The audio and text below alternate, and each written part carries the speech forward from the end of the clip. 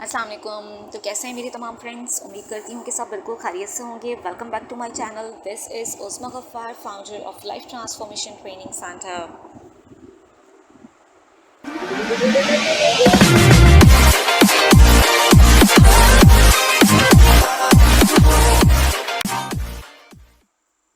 बेनाम से रिश्ते महकते खालिस, वो बहुत ही प्यार के रिश्ते कब हो गए जलते बुझते बेनाम से रिश्ते।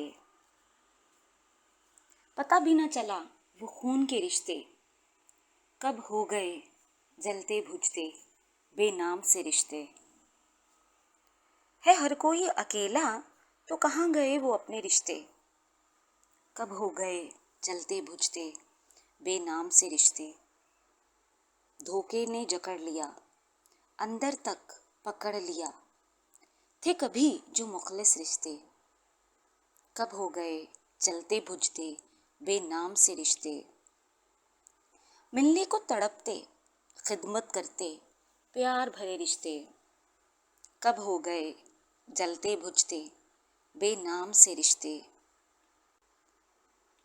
दिखावे में बढ़ गए आगे, भलाई में थे जो कभी आगे रिश्ते कब हो गए जलते बुझते बेनाम से रिश्ते।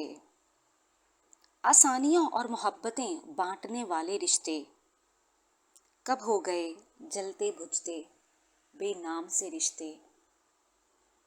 मुआफ़ करने को तैयार और मुआफ़ी के तलबगार रिश्ते कब हो गए जलते बुझते बेनाम से रिश्ते।